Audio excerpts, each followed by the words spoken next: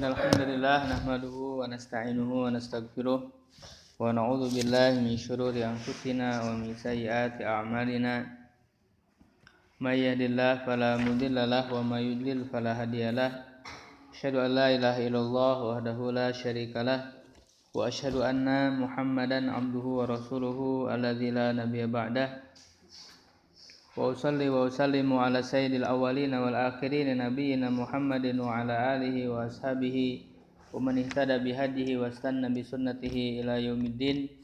Amma ba'du. Asbahna wa asbahal mulku lillah walhamdulillah la ilaha illallah wahdahu la syarikalah lahul mulku wa lahul hamdu wa huwa ala kulli syai'in qadir. Asbahna ala fitratil Islam wa kalimatil ikhlas wa ala dini nabiyyina Muhammadin sallallahu alaihi wasallam wa ala millati abina Ibrahim hanifa wa ma kana minal musyrikin.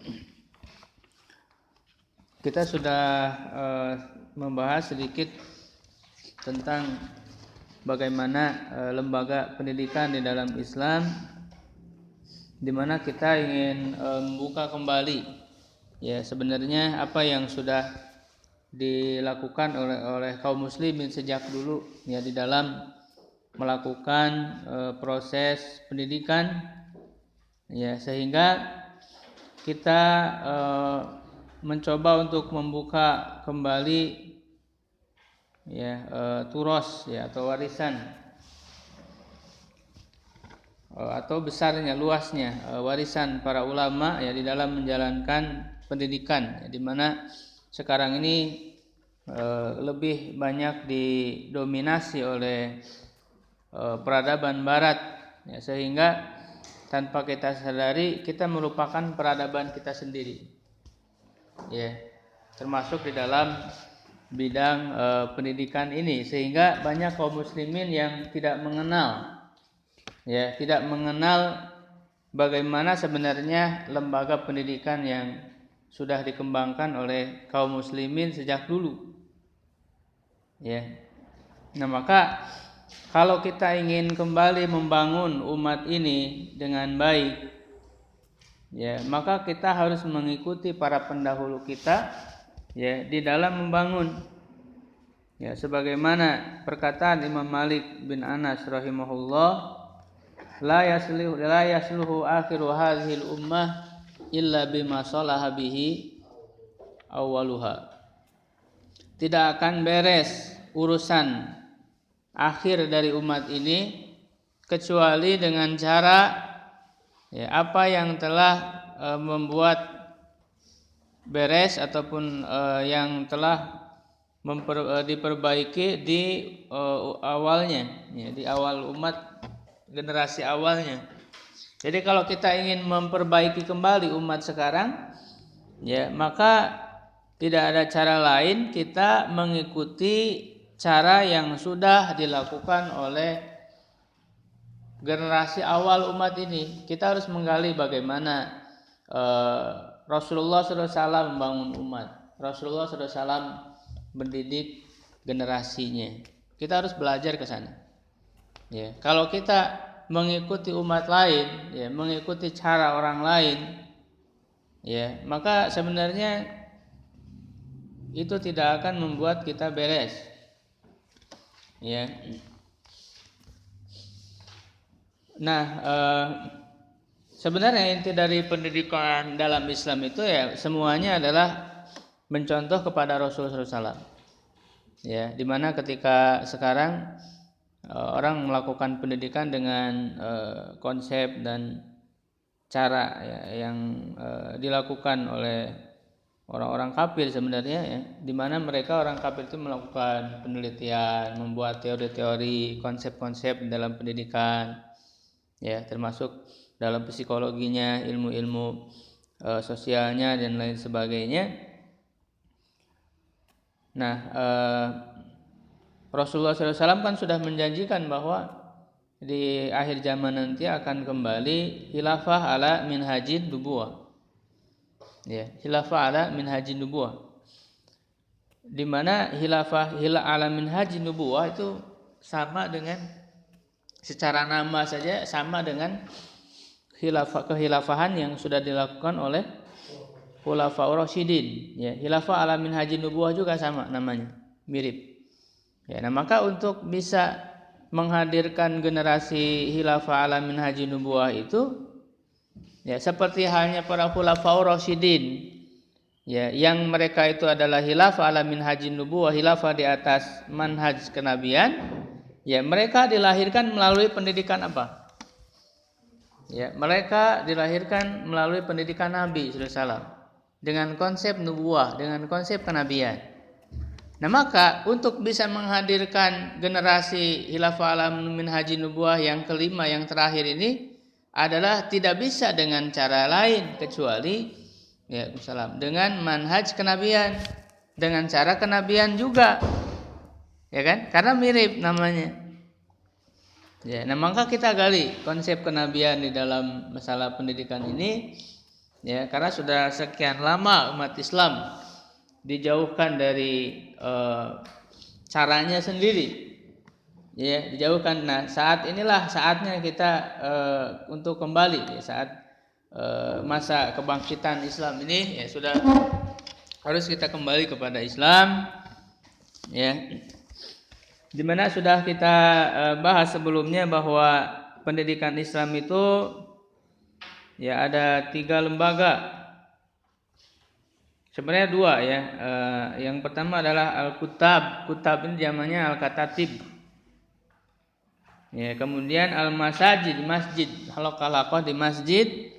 Lalu kemudian dibuatlah madrasah ya, Al-Madaris. Jadi berbicara masalah kutab ini bukan milik perorangan, di mana sekarang misalnya sudah mulai dikembangkan lagi. Ya misalnya oleh Ustadz Budi Ashari, beliau ahli sejarah, banyak menggali tentang sejarah Islam. Ya beliau tahu tentang sejarah dalam pendidikan dalam Islam, sehingga beliau ingin kembali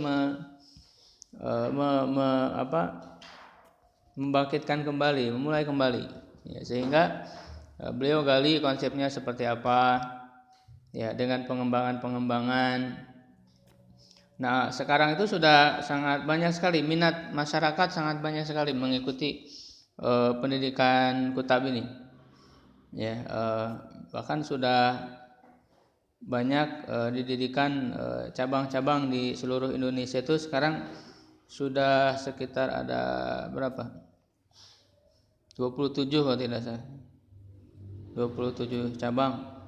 Ya, beliau menggali konsep ini selama 6 tahun, menggali dengan diskusi dan sebagainya, sehingga lahirlah lembaga ini. Ya, betul-betul murni lembaganya sendiri ya, mandiri, tidak terikat dengan pemerintah. Ya, karena punya kurikulum sendiri, punya aturan sendiri. Dan semuanya menggali dari warisan para ulama ya, menggali dari konsep Rasulullah SAW ya. Dan setelah kutab itu lanjutannya adalah madrasah ya. Kalau dulu sebelumnya di masjid-masjid, tapi dia juga sampai sekarang masjid itu tetap menjadi pusat pendidikan ya, cuman namanya adalah madrasah ya, namanya adalah madrasah. Nah, kita juga ingin mencoba mengikuti ya sedikit demi sedikit ya, karena kutab ini bukan milik perorangan, bukan milik suatu yayasan, bukan milik suatu lembaga, tapi dia adalah milik kaum muslimin. Siapa saja berhak untuk mendirikan. Ya. Makanya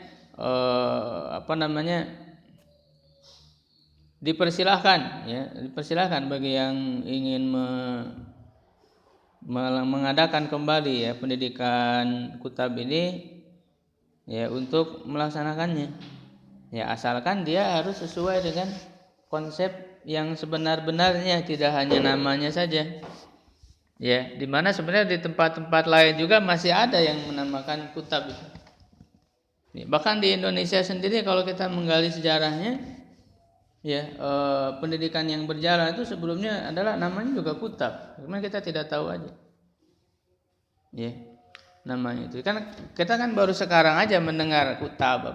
Jadi Bahkan mungkin di antara kalian menganggap ketika mendengar kutab itu adalah nama lembaga. Ya, nama lembaga namanya kutab gitu. Kita kayak kita misalnya namanya apa? Al-Firdaus gitu. Ya, itu karena ketidaktahuan kita. Ya, padahal kutab itu adalah jenjang pendidikan. Ya, kalau di kita kan madrasah ibtidaiyah, ya, gitu. Jenjang pendidikan SD. Jadi kutab itu tingkat sama dengan tingkat TK dan SD. Ya, kutab itu pendidikan awal, pendidikan awal. Ya. Nah, kita sudah membahas tentang bagaimana di awal bahkan di zaman sahabat tuh sudah diceritakan ya ketika mereka dididik ya sejak kecil, sebagaimana misalnya riwayat Anas bin Malik ya yang mengatakan bahwa dulu di zaman ini kan yang bertanya adalah bagaimana para pendidik ya, disebutnya muadzib ya, muadzib para pendidik adab pada zaman kehilafahan Islam ya, pada zaman ini disebutkan zaman Abu Bakar, Umar, Utsman, Ali ya. Ya, kemudian Anas menjelaskan bahwa setiap anak itu mendatangi muadzibnya, gurunya yang membawa dia membawa air ya, kemudian air itu digunakan untuk mencuci atau membersihkan papan mereka ya, papan karena mereka menulisnya di papan ya, sehingga dihapus dengan air yang bersih ya, dengan air yang suci, kemudian digali di tanah, dibuang ya. Gitu. Nah, ini sebagai bentuk pengagungan terhadap Al-Qur'an ya, karena pada intinya kurikulum yang paling utama dijalankan oleh dalam pendidikan Islam itu adalah Al-Qur'an. Ya. Jadi penanaman keimanan di dalam diri. Ya, pengagungan terhadap ayat Quran. Jadi ketika mengajarkan Quran itu bukan hanya kepada menghafal ya, menghafal saja, bukan hanya secara lisan saja, tapi harus kita tanamkan rasa pengagungan mereka ya, pemuliaan mereka terhadap Al-Qur'an. Kalau ini tidak ditanamkan lebih dulu ya, justru Qur'annya tidak masuk ke dalam hati, tapi hanya di lisan saja, bahkan hanya sampai kepada tenggorokan. Ya, karena orang menguasai Quran yang sampai kepada tenggorokannya itu belum tentu bisa membuat soleh seseorang. Ya, karena orang-orang Khawarij saja ketika Rasulullah SAW menjelaskan, mereka itu membaca Quran, bahkan sholatnya lebih daripada kalian akan merasa kecil dibandingkan dengan sholat mereka, dibandingkan dengan saum mereka ya. Bahkan mereka juga menghafal Quran, cuman ya mereka menghafal Qurannya ya yaqra'unal Quran la yuzawiju taraqiyah. Quran itu tidak melewati tenggorokan mereka. Ya, mereka baca Quran, hafal Quran, tapi Qurannya tidak masuk ke dalam hati. Dan bersamaan dengan itu kata Rasulullah SAW, mereka yamruquna minad din ya kama yamruqu sahmu minar rumiyah. Mereka keluar dari agama seperti keluarnya anak panah dari busurnya. Ya, antum kan suka main panah. Ya, bagaimana anak panah itu keluar melesat jauh dari busurnya, itu seperti itu keluarnya mereka dari Islam. Padahal mereka sering membaca Quran, hafal Quran, tapi tidak masuk Quran itu kepada hati. Nah, maka harus kita tanamkan dulu dalam hati mereka ya keimanan, ya pengagungan terhadap Quran, bahwa yang kita baca itu, yang kita hafalkan itu ya an-nabaul azim, adalah berita yang besar, sehingga kita harus mengagungkannya. Gitu. Ya, bahkan termasuk kepada mushafnya sendiri harus kita agungkan. Karena ini berbeda dengan buku biasa. Ya, nah itu yang telah dicontohkan oleh generasi para sahabat dulu, begitu mereka mengagungkan Al-Quran ini. Ya. Ya, maka banyak para pendidik, ya, ada disebutnya muadib, ada muallim. Muadib yang mendidik adab, muallim yang mengajarkan ilmu. Biasanya yang mendidik anak-anak, ya, usia kutab ini mereka disebutnya muadib. Ya, karena pada saat usia seperti itulah, ya, sangat tepat untuk menanamkan adab. Ya, usia seperti itu menanamkan adab. Ya, ketika sudah masuk ke usia sanawiyah, ya, itu mereka sudah terbentuk dulu sebelumnya. Ya, sehingga pondasinya ketika sebelumnya itu kurang kuat. Ya. Gitu. Kadang-kadang kita mengajar kepada mereka, ya, karena mereka sebelumnya sudah terbentuk ketika usia SD mereka. Ya, nah maka ini kesempatan ketika mereka usia SD, karena usia kutab itu kan usia TK, usia SD ini untuk menanamkan keimanan, menanamkan adab, ya, menanamkan Al-Quran. Nah ini kesempatan. Sehingga ketika sanawiyah itu mereka sudah punya dasar. Nah kita kan kadang-kadang di sanawiyah juga merasa kesulitan karena memang ketika usia SD mereka tidak diberikan fondasi. Ya, tidak diberikan dasar. Kita kewalahan, mereka sudah membawa adabnya sendiri. Ya, walaupun kita sudah banyak memberitahu tausiah dan sebagainya, karena memang sejak kecilnya tidak ditanamkan imanan dan adab, gitu ya. Atau kadang-kadang mereka ketika keluar dari pesantren itu kembali ke seperti semula, gitu ya. Karena memang dasarnya tidak kokoh, ya, dasarnya tidak kokoh. Nah maka ya sebisa kita lah, misalnya antum di dunia bagaimana menanamkan keimanan, walaupun tentu sangat berat karena berhadapan dengan lingkungan SD-nya, lingkungan pergaulan mereka SD. Jadi kita bersaing dengan SD. Ya, apalagi kalau dianggap bahwa kita itu hanya sampingan, ya. Gitu, hanya sampingan. Nah maka dengan kesempatan yang seperti itu juga kita harus jangan setengah-setengah, secara maksimal aja kita sampaikan kepada mereka, kita tanamkan. Ya, kita harus punya kemandirian, jangan sampai sebuah pendidikan itu mengikuti orang tua. Ini yang salah itu seperti itu. Justru orang tua yang harus mengikuti lembaga pendidikan. Ya, karena kan masalahnya orang tua itu banyak yang tidak ngerti. Nah maka kita harus mengasih pemahaman kepada mereka. Kalau sebuah lembaga sudah diatur, sudah dikendalikan oleh orang tua, itu kacau.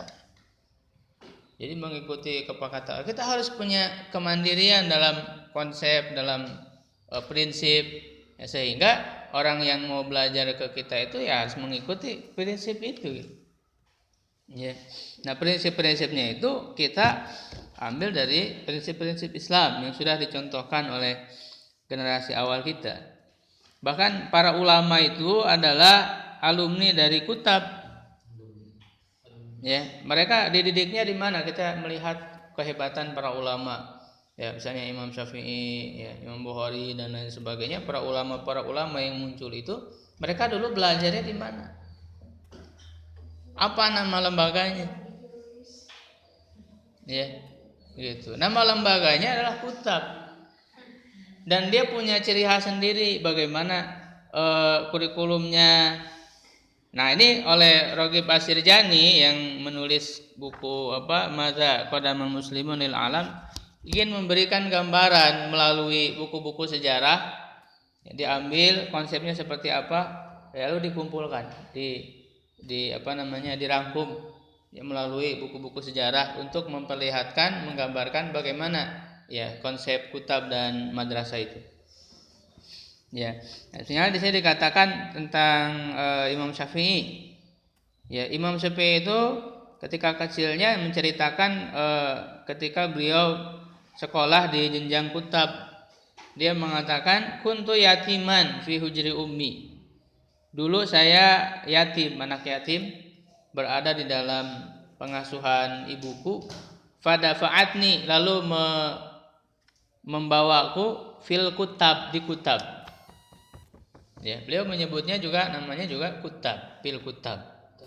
Ya, falamma khatamtul Quran, setelah saya mengkhatamkan Quran. Beliau hafal Quran sejak ketika umur 7 tahun sudah hafal.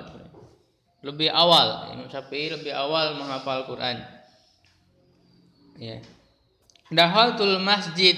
Nah, setelah selesai kutab, maka beliau masuk ke masjid untuk belajar di sana. Karena setelah jenjang kutab itu, dulu keilmuan itu pusatnya di masjid. Pusatnya di masjid, ada halaqah-halaqah di sana. Mereka belajar. Ya, maka Imam Syafi'i masuk masjid, fakuntu jalisul ulama. Maka ketika itu saya duduk bersama para ulama, di majelis-majelis para ulama. Sehingga beliau pun menjadi ulama. Ya. Gitu. Nah, bahkan lembaga kutab ini sudah sangat banyak sekali bermunculan. Ya. Setelah pembebasan penaklukan wilayah-wilayah oleh Islam, ya, maka di wilayah itu segera dibangun lembaga-lembaga kutab pendidikan, ya, untuk anak-anak mereka, ya, untuk anak-anak para pembebas itu, ya, mereka belajar di kutab seperti di Syam, ya. Itu sampai diceritakan banyak sekali, saking banyaknya misalnya di Ibnu Hawqal menghitung, ya, ada 300 kutab di satu kota. Jadi satu kota dari kota-kota Sikilia, ya, di negara Sipilia, itu ada 300 kutab di satu kota. Ya. Nah, ini pondasi, ya. Jadi umat itu dibangun dengan hebat, melahirkan para pemimpin yang hebat, panglima hebat. Ya, itu kan dididik sejak kecil di lembaga kutab ini. Ya, sehingga mereka betul-betul memperhatikan, ya, pendidikan sejak kecil ini. Ya, bahkan Imam Malik dulu misalnya mendidik kedua anak Harun ar-Rasyid, ya, yang bernama siapa? Al-Amin dan Al-Ma'mun. Nah, ini menggambarkan bagaimana lembaga kutab atau pendidikan itu, ya, adalah lembaga yang ditinggikan oleh masyarakat karena dia pusat ilmu. Ilmu itu ditinggikan, harus dimuliakan, jangan direndahkan. Sehingga ketika Imam Malik itu diminta untuk datang ke istana mengajar kedua anaknya, Imam Malik menolak. Ya, apa dia katakan? Innal ilma yu'ta wa la ya'ti. Ilmu itu didatangi, bukan datang sendiri, bukan mendatangi. Jadi kalau mau belajar, kata Imam Malik, silakan datang ke majelisku. Ya, jadi orang yang kan ilmu itu namanya juga tolabul ilmi. Ilmu itu dicari, bukan datang sendiri. Nah, itu tradisi dalam Islam itu begitu. Ya, nah kan sekarang karena ilmunya memang orientasinya materi, sehingga orang-orang yang kaya, ya, orang-orang yang berduit itu menjadi lebih tinggi daripada para guru. Dia merasa banyak uang sehingga udah aja suruh datang ke rumahnya, ya, privat gitu, ya, dibayar uang besar, ya, gitu. Jadi sekarang itu karena memang peradaban barat, yaitu lebih mementingkan peradaban materi, ya, sehingga segala sesuatu yang ditinggikan itu materi dan ilmu menjadi rendah. Bahkan sekarang sekolah-sekolah, ya, itu adalah orientasinya materi, orientasinya kerja, menjadi buruh. Bahkan ini sebenarnya penjajahan secara tidak langsung, secara tidak disadari, ini sebuah penjajahan. Ya, pelajar di SMA, di sekolah, bahkan di aliyah, nanti diarahkannya itu kerja. Kamu sekolah untuk apa? Untuk kerja. Jadi kerja itu siapa? Jadi buruh, jadi karyawan.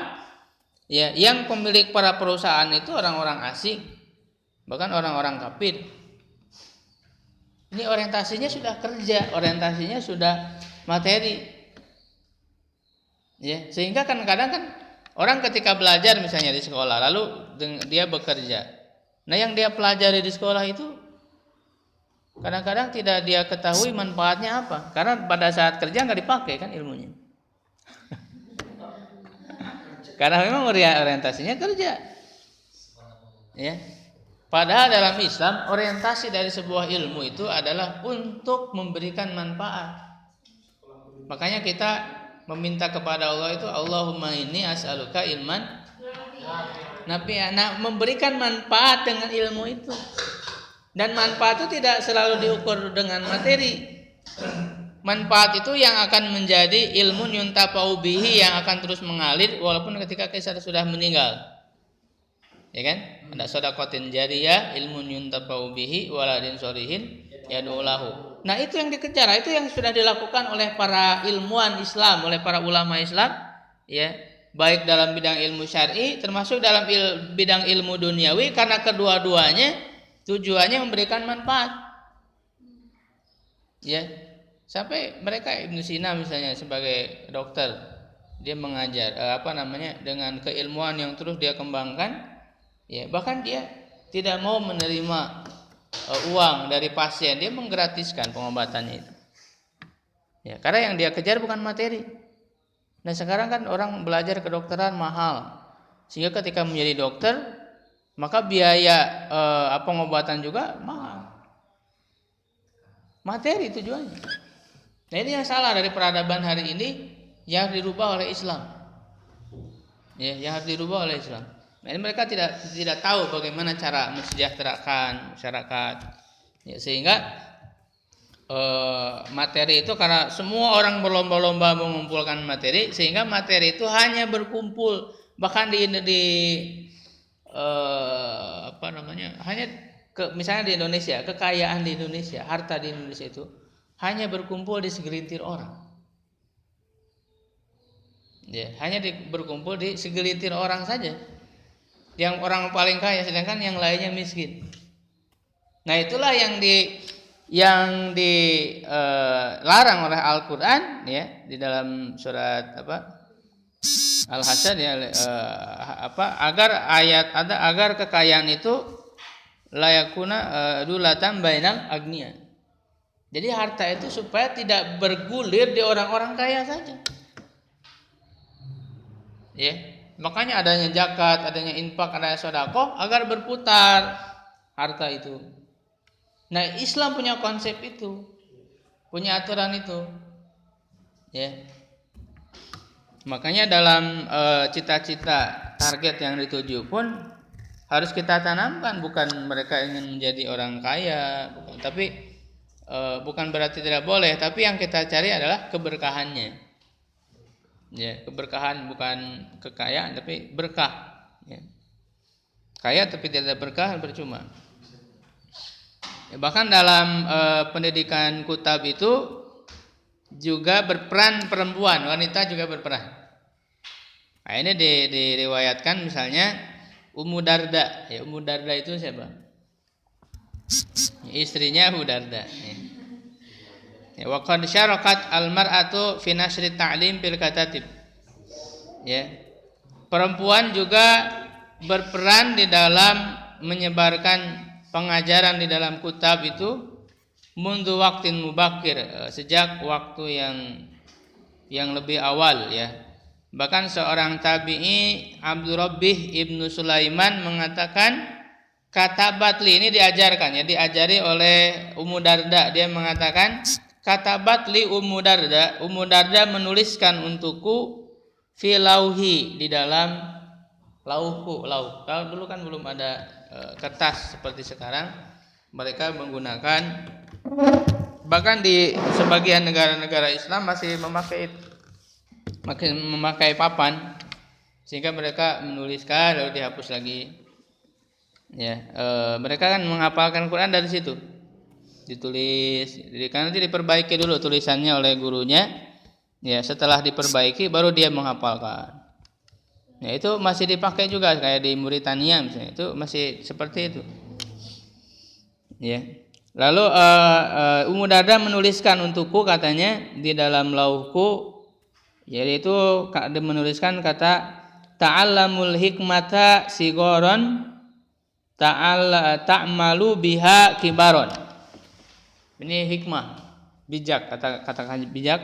Dia mengatakan belajarlah hikmah sigoron ketika kecil, ta'malu biha, kamu mengamalkannya kibaron waktu sudah dewasa. Ya, jadi sekarang kamu pelajari hikmah ilmu, maksudnya ketika kali kamu dewasa, kamu mengamalkannya. Itu kata Ummu Darda.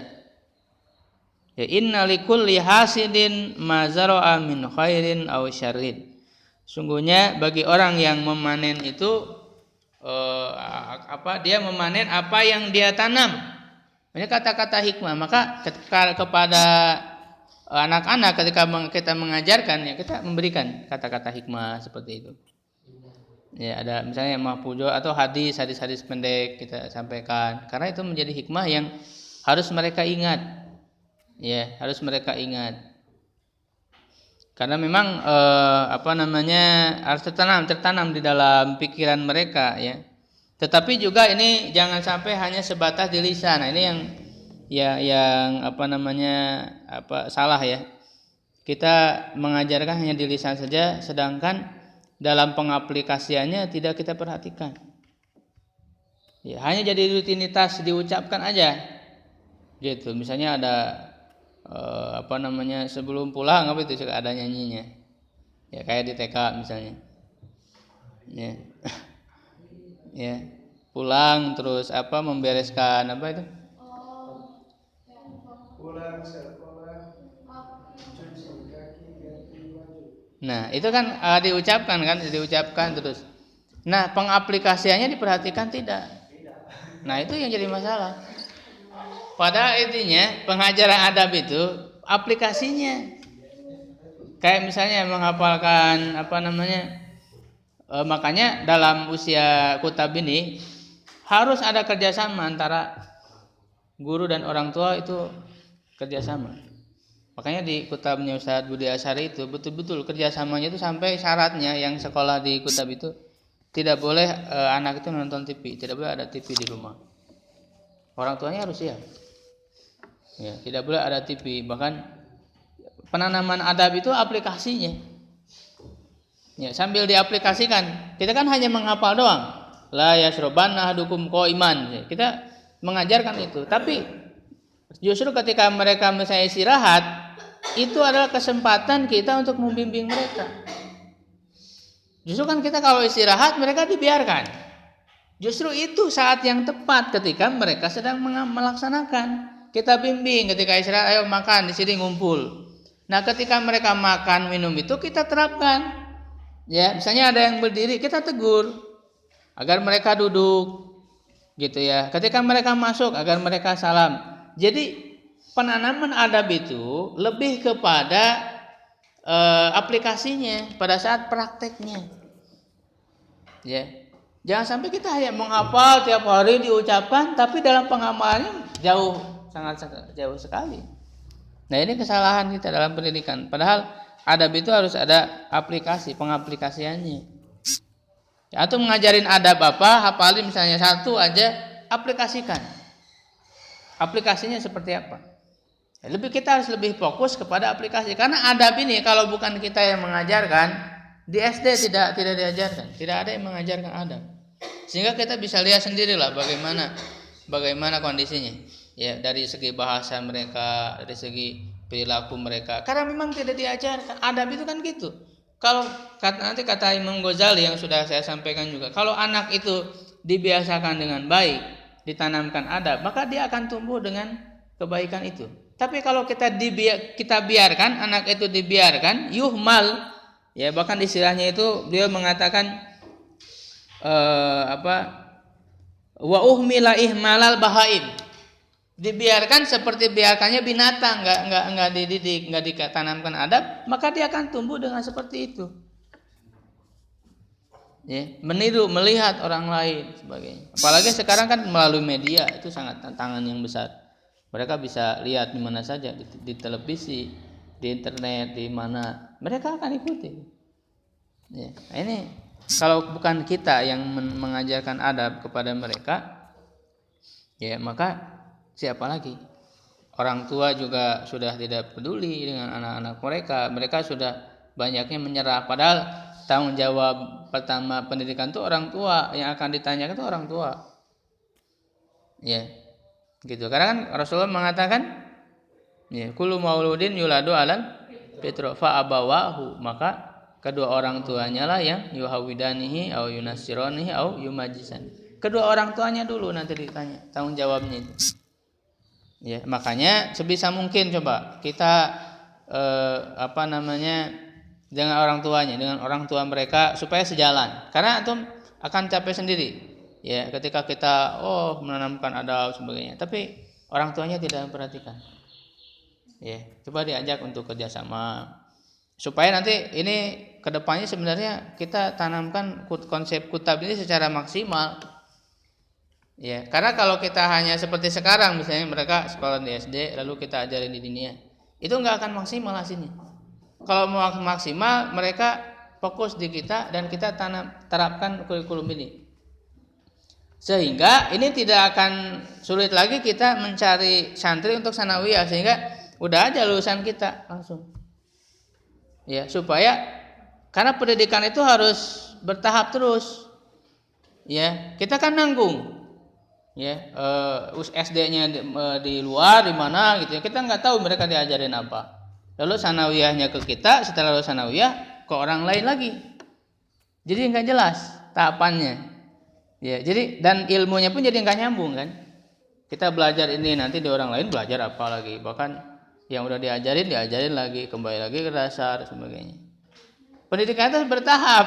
Makanya kita kalau mau maksimal dalam pendidikan, kita harus punya jenjang kutabnya punya, jenjang madrasahnya punya, sampai ke perguruan tingginya juga punya. Jadi ketika lahir itu benar-benar sudah ya, mantap gitu. Ya, jangan setengah-setengah. Ya, nah kemudian nih tentang kurikulum. Apa sih kurikulumnya? Muqarrar, disebutnya muqarrar kurikulum itu. Ya, walam takun muqarrarat mawadu ta'lim dan tidaklah kurikulum dan bahan ajar wahidah fi alam islami sama di dunia Islam. Jadi ada sedikit perbedaan walaupun ada yang samanya. Yang samanya itu apa? Bal ihtalafat fi min qudratil lahad, berbeda antara satu negara dengan negara lain. Wa in kana tasmalu. Walaupun semua kurikulum bagi kaum muslimin di kitab-kitab itu satu yang paling utama adalah Al-Qur'anil Karim. Ini yang paling utama. Nah, sekarang kan di kita dengan model TK misalnya, itu Qur'annya dikesampingkan. Yang lebih banyaknya nyanyi. Padahal nyanyi itu coba antum gali di dalam sejarah pendidikan kitab dalam pendidikan Islam itu. Ya, tidak dipakai di dalam pendidikan Islam itu. Justru dia akan menjadi saingan bagi Al-Qur'an. Nyanyi itu. Ya, kan segala sesuatu dinyanyikan. Tujuannya apa? Kan supaya mereka senang. Nah, ini konsep yang salah. Senang mereka itu justru harusnya kepada Quran. Ya, maka saya lihat coba antum kalau itu di Facebook di mana itu banyak ditampilkan dalam acara kutab-kutab yang Ustaz Budi Ashari itu acara-acara pementasannya itu tidak ada nyanyi, nggak ada. Mereka pementasannya apa? Parade tasmi. Jadi anak-anak yang sudah apa itu ditasmikan Quran semua. Ya, tidak ada nyanyi kayak gitu. Karena model nyanyi itu tidak dipakai dalam pendidikan Islam. Walaupun ada misalnya kalau nyanyi nasyid ya, tapi itu bukan menjadi inti metode dalam pendidikan Islam. Nah, sekarang kan di kita semua nyanyi, semua dinyanyikan, segala rupa dinyanyikan sampai ke rukun-rukun iman dinyanyikan semuanya. Ya. Nah, ini Al-Quran yang paling pertama. Nah, sehingga pelajaran apapun sumbernya Quran. Ya, nah sekarang kan kita ngajarin banyak, tapi Qurannya dikesampingkan. Padahal ya awalnya dari Quran dulu harus digali. Ya, wal qiraah membaca, wal kitabah menulis. Baca tulis, terutama memang Arab, karena dia untuk Quran mengutamakan Quran. Ya, jadi yang harus diutamakan dulu, baru nanti tulisan baca tulis Indonesia, bahasa kita ya. Jadi yang lebih diutamakan adalah bahasa Arab. Nah, ini harus diluruskan pemahaman ketika kita belajar bahasa Arab, bukan mempelajari kebudayaan orang Arab. Ini yang suka dijadikan di bantahan oleh orang-orang sekuler, orang liberal gitu. Ngapain kita mempelajari budaya Arab? Kita kan orang Indonesia. Itu salah pemikiran. Kita belajar bahasa Arab itu untuk Quran. Quran untuk siapa? Untuk umat Islam, bukan hanya untuk orang Arab. Ya.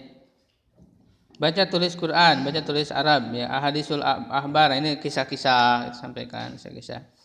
Ya, nah makanya saya lihat kayak kutab yang diterapkan namanya kutab Al-Fatih ya.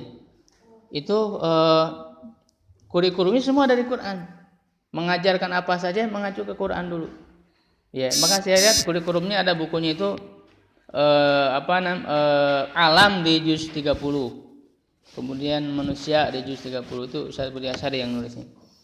Jadi mengajarkan tentang alam itu diambil dari juz amma. Makanya saya memberikan tafsir juz amma itu agar nanti bisa diambil itu inti-intinya supaya diterapkan dalam pengajaran. Ya, sehingga misalnya salah satu contohnya ada yang nge-share cara judulnya mengajarkan tentang tanah. Ya, tentang tanah, mengajarin tentang tanah. Dan mereka supaya akrab dengan alam. Ya. Gitu. Maka mereka berada di tanah itu, lalu mereka misalnya mengambil buat kreativitas dari tanah itu. Ya, judulnya tanah. Tapi kemudian subjudulnya fungsi tanah. Apa? Fungsi tanah adalah tempat kita kembali. Gitu. Itu diambil dari Quran. Ya kan? Dari ayat-ayat Quran. Ya, tempat kembali tanah itu. Jadi benar-benar kita mengajarkan iman ini melalui alam gitu. Nah, kita kan ketika mengajarkan tentang tanah, tentang tumbuhan, tentang segala macam gitu ya, hal-hal yang berbentuk fisik tapi tidak pernah dikaitkan dengan keimanan. Ya, tidak pernah dikaitkan dengan keimanan kepada Allah. Padahal kurikulumnya sudah ada. Ya, kalau kita bisa menerapkan juz amma saja dalam kurikulum, ya, itu sudah sangat bagus sekali. Ya, dan selebihnya nanti kekreativitasan guru masing-masing, misalnya menyuruh anak-anak itu buat kreativitas dengan tanah itu bagaimana? Tapi mereka dipahamkan dulu. Ya, dipahamkan dulu ini fungsinya apa, ininya apa. Itu yang digali dari ayat-ayat Al-Qur'an. Ya. Gitu. Kalau antum baca kan berbicara banyak tentang alam ini. Ya, misalnya mengajarkan matahari itu apa sih? Nah, lu kasih ayatnya dulu. Jadi semuanya diawali dengan Quran dulu. Ya, misalnya juz amma aja berbicara tentang matahari, antum kumpulkan misalnya ayat-ayat yang berkenaan dengan matahari apa saja? Ya, ayat-ayatnya apa saja? Misalnya wa ja'alna fawqakum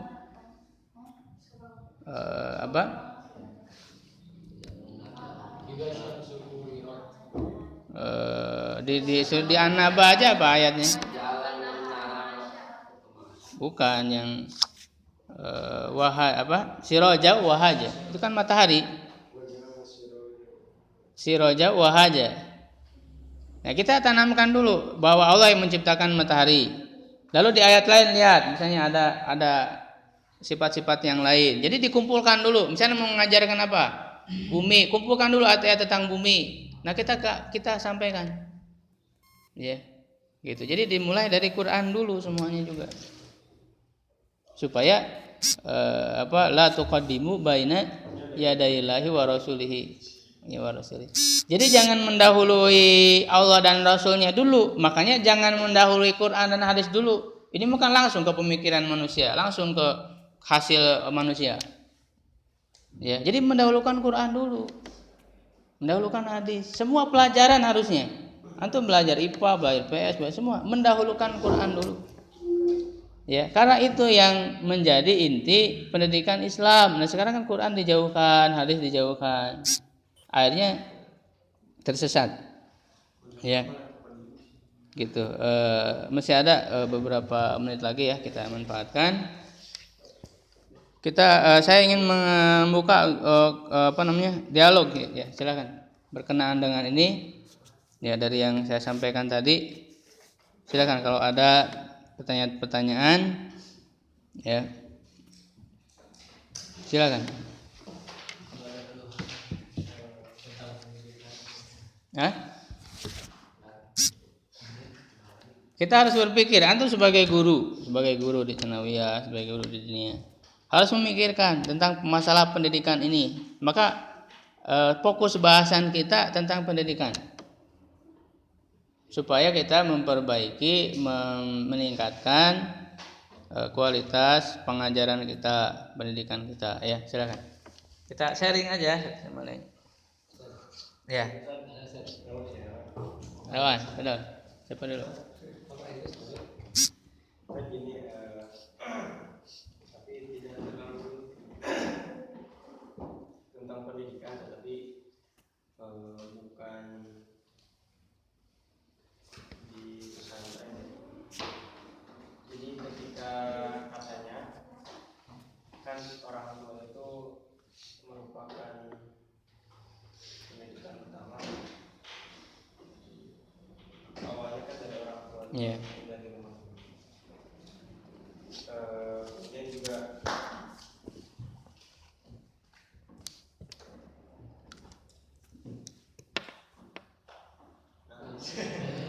ya pokoknya kan pendidikan itu berasal dari orang tua. Nah, kemudian jika seandainya ini lebih ke peranan orang tua, jika seandainya anak-anak yang berada di pesantren, lalu tugas orang tua itu apa? Atau misalkan si ibunya punya anak satu, nah, sehingga tidak ada kan yang harus dia lakukan, karena kan tugasnya kan mendidik. Jadi si anak ini ke pesantren kan.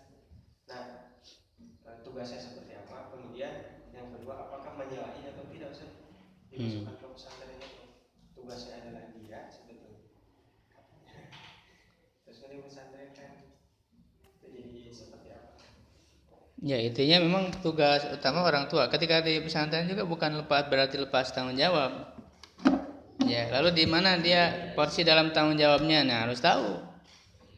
Ya, makanya dalam pendidikan Islam itu jelas jenjangnya, tahapan dari segi usia ini harus bagaimana, usia ini harus bagaimana. Nah, kita harus tahu itu ilmunya, jenjang usia yang jadi pendidikan dalam Islam. Ya, orang tua itu kan ada tahapannya. Ketika usia usia menyusui, usia menyusui, artinya dia dari sejak lahir kan menyusui 2 tahun. Wafisalu fi amaini. Ya, yurdina aula di surah Al-Baqarah, wal walidatu yurdina auladahunna haulaini kamilain, 2 tahun. Ibu. Nah, usia menyusui itu adalah usia untuk ibunya. Khusus untuk ibunya. Wal walidatu yurdina auladahunna haulaini kamilaini liman aroda ayutimar roda wa alal wa mauludi. Sedangkan ayahnya wa alal mauludi lahu rizquhunna wa kiswatuhunna. Ayahnya fokus cari nafkah. Ayahnya fokus untuk rizquhunna, memberikan rizki, memberikan nafkah kepada dia, wa kiswatuhunna, memberikan pakaian bil ma'ruf, dengan cara yang patut. Ya, jadi ibunya dalam usia menyusui 2 tahun itu lebih banyak dengan ibunya karena memang masih menyusui terus. Sedangkan ayahnya sedikit perannya. Ayahnya fokus mencari nafkah, mencari karena ini berarti sebagai isyarat udah kalau yang namanya perempuan sedang menyusui, fokus menyusui. Makanya Allah mengatakan yang nyari nafkah udah ayahnya aja. Nah, sekarang kan masalahnya ketika usia menyusui anak ditinggal. Orang ibunya kerja, ya kan? Ibunya kerja, anaknya bahkan menyusuinya itu memang dia menyusui ASI tapi disimpan di gelas.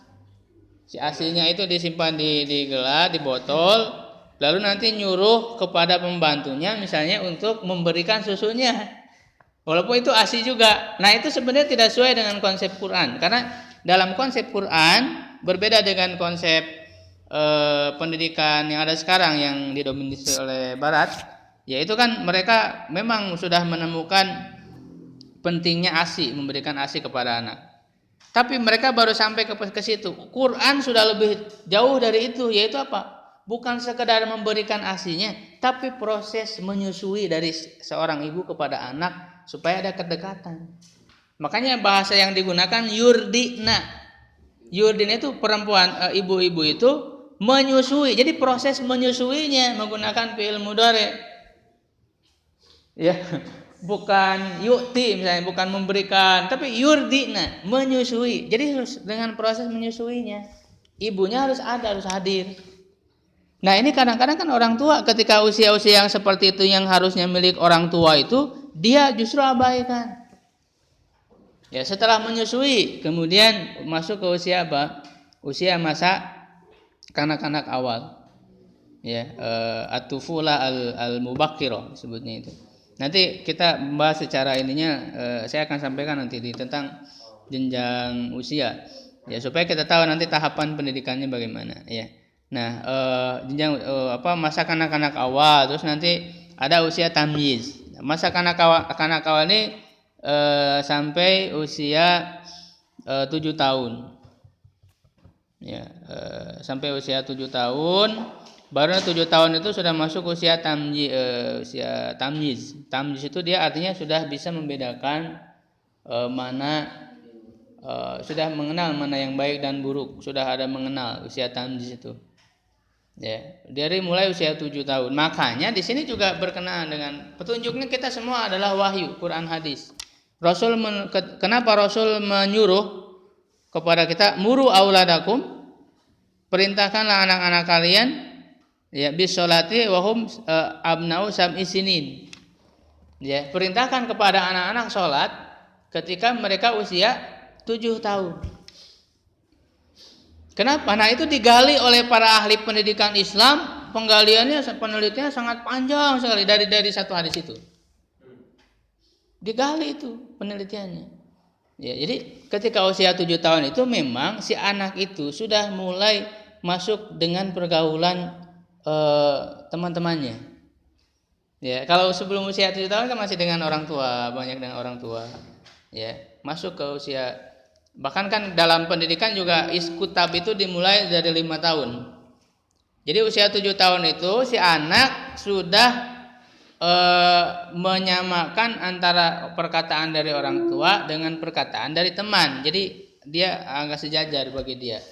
Ya, makanya dia ajakan teman dengan ajakan orang tua ketika usia 7 tahun itu sudah sejajar. Kalau sebelumnya kan orang tua yang dominan.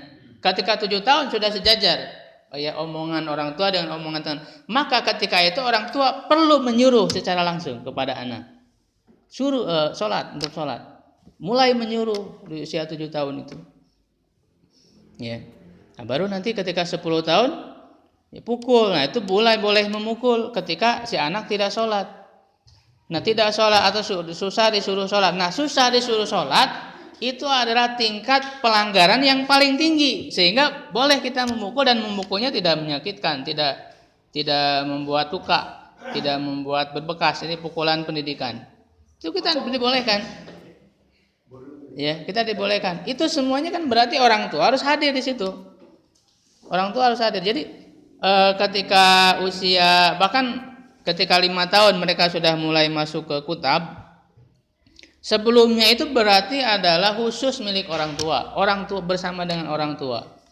Nah, masalahnya di usia-usia yang seharusnya spesial untuk anak dengan orang tuanya, ini ditinggalkan.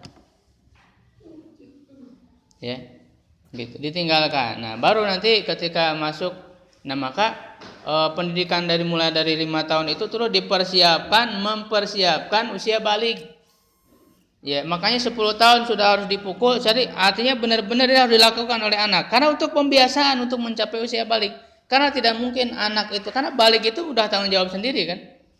Balik itu udah tanggung jawab sendiri, sehingga perlu persiapan sebelumnya. Kalau misalnya ketika sudah balik baru diajarkan, nah itu sulit.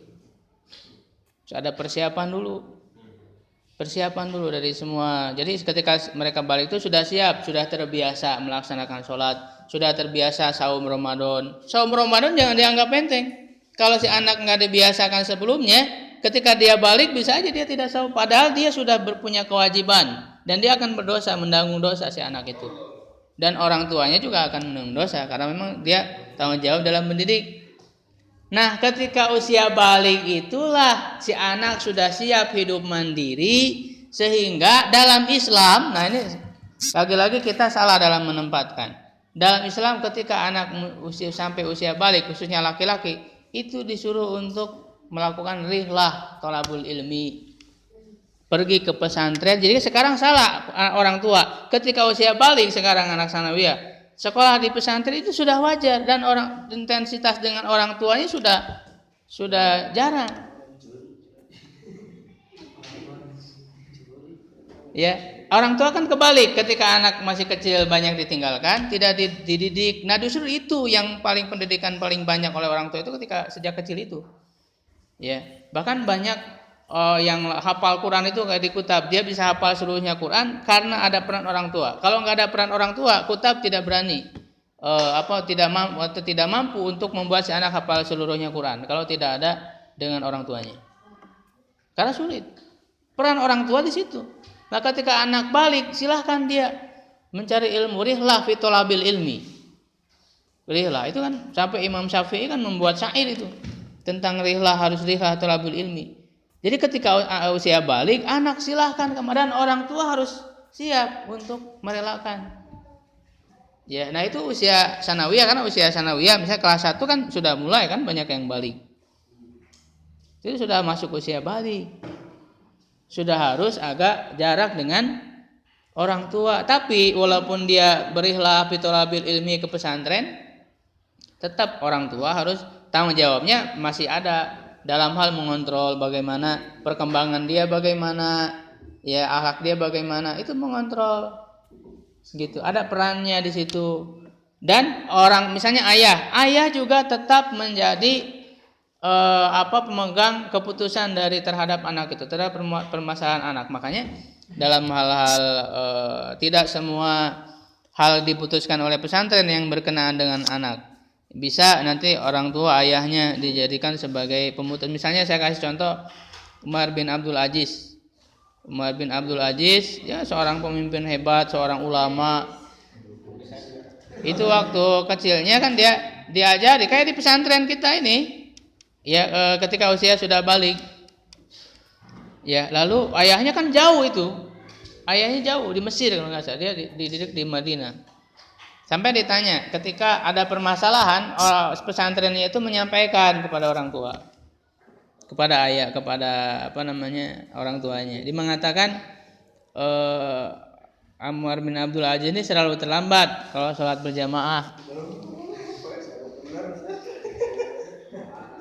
Ya, lalu kemudian kenapa? Yang jadi sebabnya kenapa?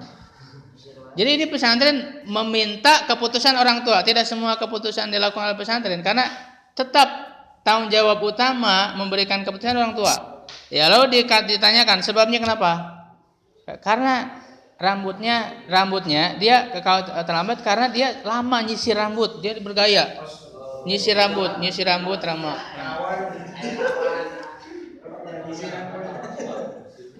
Lalu kemudian kata ayahnya itu dia yang memberikan keputusan. Sudah kalau begitu dibotakin aja dia.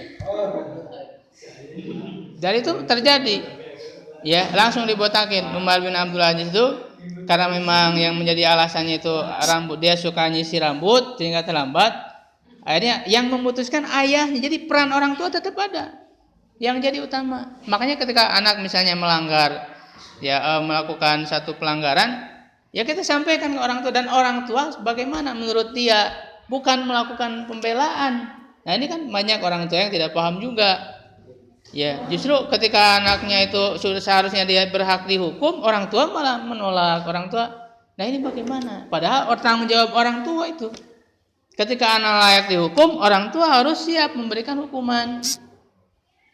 Ya. Nah, berarti ini juga orang tuanya harus belajar juga bareng bersama-sama dalam masalah pendidikan.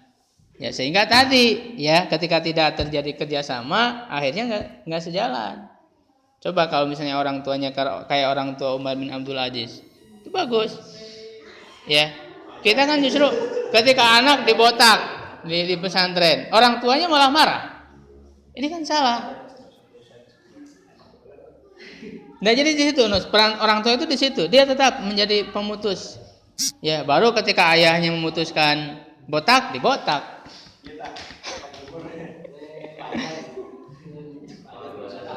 Ya, gitu.